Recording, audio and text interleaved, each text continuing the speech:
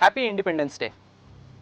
1947ರ August 15ರಂದು ರಕ್ತ, ಬೆವರು ಮತ್ತು ಬಲಿದಾನಗಳಿಂದ ಕೂಡಿದ ನಮ್ಮ ಹೋರಾಟದ ಇತಿಹಾಸದ ನಂತರ ಭಾರತ ಸ್ವತಂತ್ರವಾಯಿತು.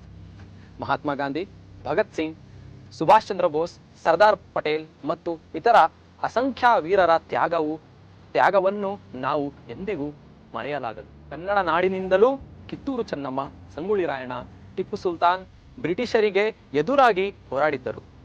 ಇಂದು ನಾವು ಸ್ವತಂತ್ರವಾಗಿ ಉಸಿರಾಡುವ ಪ್ರತಿ ಕ್ಷಣವೂ ಅವರ ಬಲಿದಾನದ ಫಲ. ಸ್ವತಂತ್ರ ಎಂದರೆ ಕೇವಲ ಒಂದು ದಿನದ ಆಚರಣೆಯಲ್ಲ, ಪ್ರತಿದಿನವೂ ದೇಶಕ್ಕಾಗಿ ಏನಾದರೂ ಮಾಡುವ ಪ್ರತಿಜ್ಞೆ. ನೀವು ಕನಸು ಕಾಣಿ, ದೃಢವಾಗಿ ನಿಲ್ಲಿ. ನಮ್ಮ ವೀರರು ಸಾಧಿಸಿದ ಸ್ವತಂತ್ರಕ್ಕೆ ನಾವು ನ್ಯಾಯವಾಗಿ ಪೂರ್ಣಗೊಳ್ಳೋಣ. ಇತಿಹಾಸವನ್ನು ನೆನಪಿನಲ್ಲಿಡಿ, ವರ್ತಮಾನವನ್ನು ಬಲಪಡಿಸಿ, ಭವಿಷ್ಯವನ್ನು ಹೆಸರಾಂತ ಕನ್ನಡಿಗಾಗಿ ನಿರ್ಮಿಸೋಣ. ಈ ದಿನದಂದು ನಮ್ಮ ಹಿರಿಯರು ಕಂಡ ಕನಸುಗಳು ನಿಜವಾಗೂ ಆಯ್ತಾ? ನಾವು ಅವರ ತ್ಯಾಗಕ್ಕೆ ನ್ಯಾಯವಾಗಿ ಪೂರ್ಣಗೊಂಡಿದ್ದೇವೆಯಾ? ಪ್ರತಿ ವರ್ಷ ಸ್ವಾತಂತ್ರ್ಯ ದಿನ ಬಂದಾಗ ನಮ್ಮ ಹೃದಯದಲ್ಲಿ ಒಂದು ಪ್ರಶ್ನೆ ಮೂಡಲಿ: ನಾನು ನನ್ನ ದೇಶಕ್ಕಾಗಿ ಏನು ಮಾಡಿದೆ?